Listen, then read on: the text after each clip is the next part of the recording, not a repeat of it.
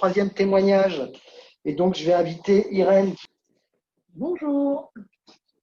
Donc moi, je suis Irène. Donc je suis installée à Andouillé-Neuville depuis 2010 avec mon mari en GAEC.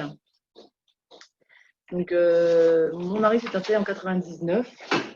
Donc en GAEC avec sa maman. Et donc moi, j'avais l'intention de m'installer après ma belle-mère. Et donc j'avais fait toutes mes formations, mon stage chez moi, etc. etc. Et j'avais toujours dit à Stéphane que mon souhait, c'était de rejoindre un groupe.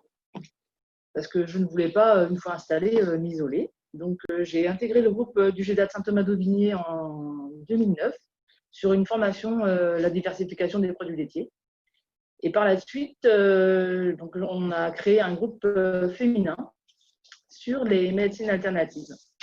Donc, voilà, ça nous a pris énormément de temps, beaucoup de temps, mais voilà, c'est quelque chose qui m'a beaucoup apporté dans le sens où donc moi, je ne suis pas du tout du milieu agricole. Hein. J'ai fait un BTS productif dans la mécanique industrielle. Donc, je n'avais fait qu'une formation BPREA pour m'installer. Donc, c'est assez restreint, hein, on va dire, comment on appelle ça, en connaissances agricoles. Donc, je m'étais dit que le fait d'intégrer un groupe me faciliterait plus les choses.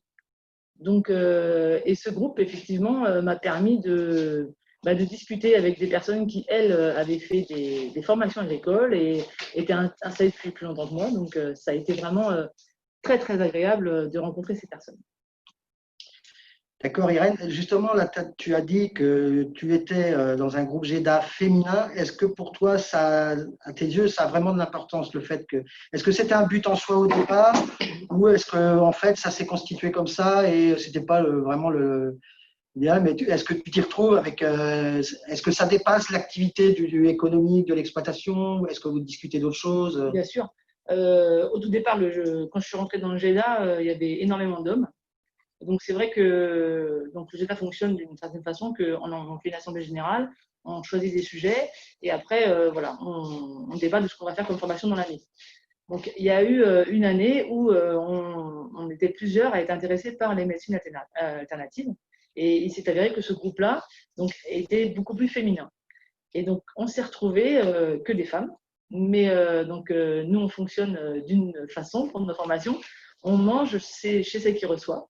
Donc, c'est aussi l'occasion de discuter de recettes, de petits bobos dans la famille, comment vont tous les enfants, enfin, etc. etc. Et ça n'a pas du tout été un frein. Enfin, c'est une façon de se faire des amis. Et voilà. Du coup, tu as dit que tu t'es installé donc en quelle année 2010. 2010 avec Stéphane. Est-ce que le fait, toi justement, que tu étais vraiment loin de l'agriculture, je me répète en posant les questions comme je l'ai posé aux camarades, mais est-ce que pour toi ça a été un frein quelque part? Est-ce qu'on t'a regardé de manière biaisée ou est-ce que finalement tu as été accueilli bras ouverts parce que ça amenait un peu de fraîcheur, quelqu'un qui venait pas du sérail à l'époque? Non, j'étais accueillie à bras ouverts et puis enfin moi personnellement, j'avais vraiment envie de m'investir quoi. Si je me suis installée en n'étant pas du milieu agricole, c'était vraiment pour m'investir et puis aller au bout des choses quoi.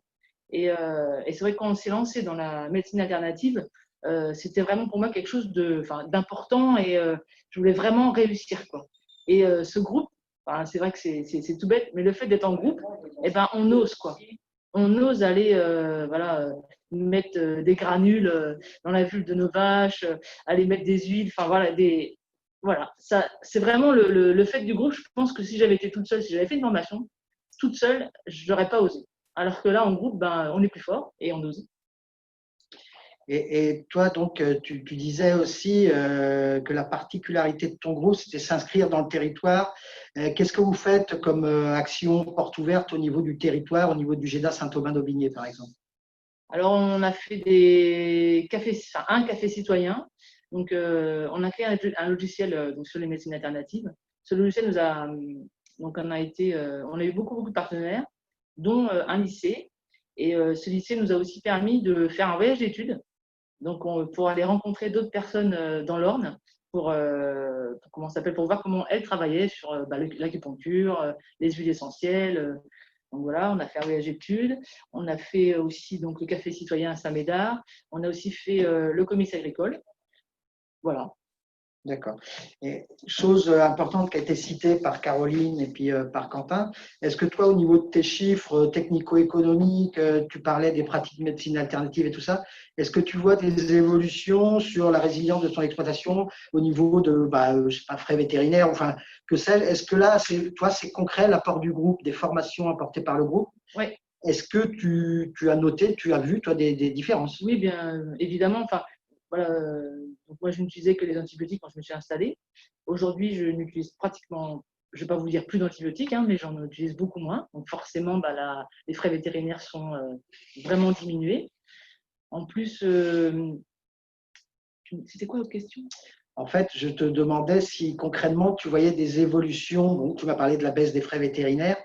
Et est-ce que, en termes de chiffres d'efficacité économique de l'exploitation, par ces formations avec des médecines alternatives, tu as parlé de la baisse des antibiotiques. Oui. Est-ce que tu as noté autre chose? Les frais vétérinaires, déjà, la baisse, c'est… Oui, et puis il y a aussi le fait que je sois comment dire, plus à l'écoute, plus au regard sur mes vaches. Enfin, voilà, on a fait une formation sur la méthode d'Opsaline qui nous permet de mieux regarder nos animaux. Donc ça aussi, ça m'a beaucoup aidé. Et aujourd'hui, je ne vais pas dire que je suis une super éleveuse, mais je regarde mes animaux différemment.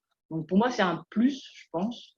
Et ce groupe m'a vraiment aidé dans ce sens-là. En plus, on échange vraiment beaucoup. Enfin, on fait donc, entre chaque formation, on essaye de faire comment ça s'appelle, des groupes d'échange en fin de compte où c'est pas une formation, mais on échange sur les méthodes qu'on a utilisées, qu'est-ce qui a fonctionné, qu'est-ce qui n'a pas fonctionné, les problèmes que certaines peuvent avoir sur l'exploitation. On essaie de trouver des solutions. Et c'est vrai que tout ça, ça fait avancer le groupe et la personne. Irène, vraiment pour ton témoignage.